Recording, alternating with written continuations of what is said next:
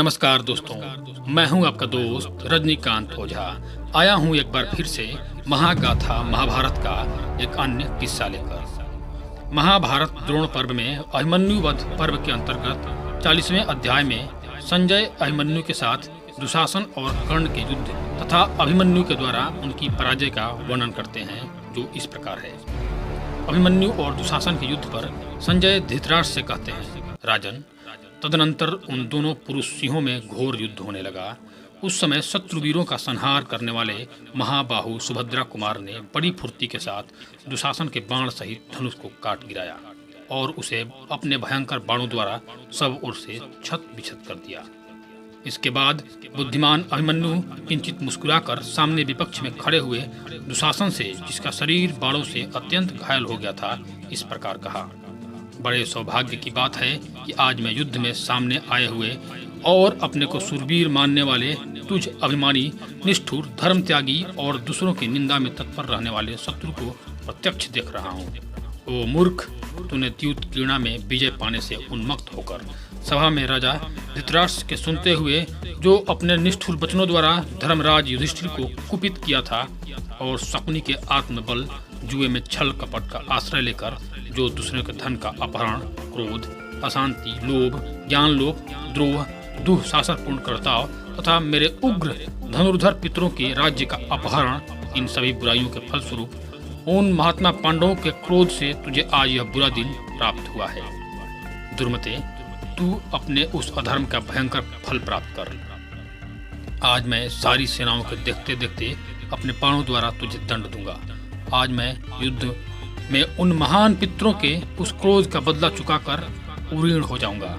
कुरुकलंक, आज रोष में भरी हुई माता कृष्णा तथा पितृतुल्य ताऊ भीमसेन का अभिष्ट मनोरथ पूर्ण करके इस युद्ध में उनके ऋण से उरीण हो जाऊंगा। यदि तू युद्ध छोड़कर भाग नहीं जाएगा तो आज मेरे हाथों जीवित नहीं बचेगा।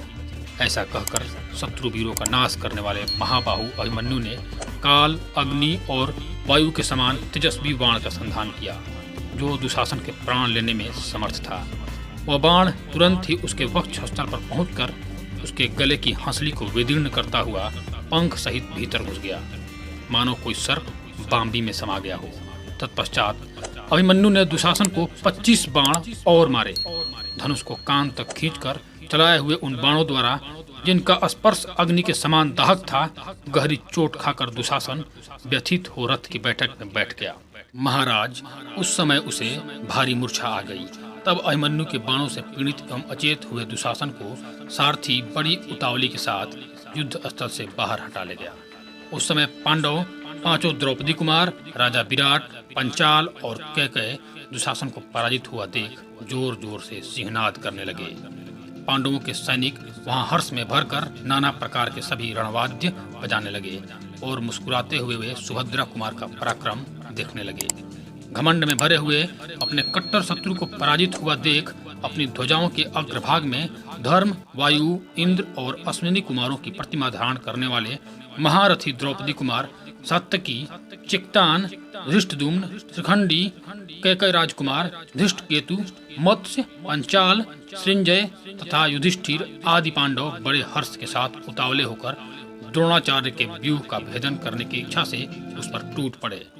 तदनंतर विजय की अभिलाषा रखकर युद्ध में कभी पीठ न दिखाने वाले आपके शूरवीर सैनिकों का शत्रुओं के साथ महान युद्ध होने लगा।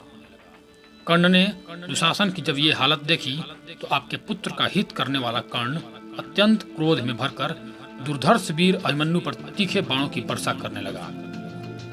शूरवीर कर्ण ने सम्रांगण में सुभद्रा कुमार के सेवकों को भी तीखे एवं उत्तम बाणों द्वारा अवहेलना पूर्वक बिंद डाला।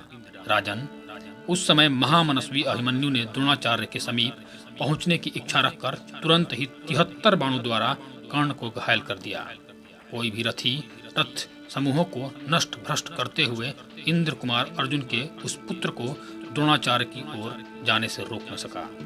विजय पाने की इच्छा रखने वाले संपूर्ण धनुर्धरों में मानी अस्त्रवेत्ताओं में श्रेष्ठ परशुराम जी के शिष्य और प्रतापी वीर कर्ण ने अपने उत्तम अस्त्रों का प्रदर्शन करते हुए सैकड़ों बाणों द्वारा शत्रु दुर्जय सुभद्रा कुमार अभिमन्यु को बिंद डाला और समरांगण में उसे पीड़ा देना आरंभ किया। कर्ण के द्वारा उसकी अस्त्र वर्षा से पीड़ित होने पर भी देवतुल्य अभिमन्यु समर भूमि में शिथिल नहीं हुआ। तत्पश्चात अर्जुन कुमार ने शान पर चढ़ाए तेज किए हुए झुकी हुई गांठ वाले तीखे भल्लों द्वारा सूरवीरों के धनुष काटकर कर्ण को सब ओर से पीड़ा दी। उसने मुस्कुराते हुए से अपने मंडलाकार धनुष से छूटे हुए विस्तर सर्पों के समान भयानक बाणों द्वारा छत्र, ध्वज, सारथी और घोड़ों सहित कर्ण को शीघ्र ही घायल कर दिया। कर्ण ने भी उसके ऊपर झुकी हुई गांठ वाले बहुत से बाण चलाए, परंतु अर्जुन कुमार ने उन सबको बिना किसी घबराहट के सह लिया। तदनंतर दो ही घड़ी में पराक्रमी वीर अभिमन्यु ने एक बाण मारकर कर्ण के ध्वज सहित धनुष को पृथ्वी पर काट गिराया। कर्ण को संकट में पड़ा देख उसका छोटा भाई सुदृढ़ धनुष हाथ में लेकर तुरंत ही समुद्र कुमार का सामना करने के लिए आ पहुंचा। उस समय कुंती के सभी पुत्र, उनके अनुगामी सैनिक जोर जोर से गरजने लगे, बाजे बजाने लगे और अभिमन्यु की भूरी भूरी प्रशंसा करने लगे। धन्यवाद दोस्तों। अगली कड़ी में आपको महाभारत का एक अन्य अंश सुनाऊंगा। तब तक आप मेरे चैनल को सब्सक्राइब कर दें।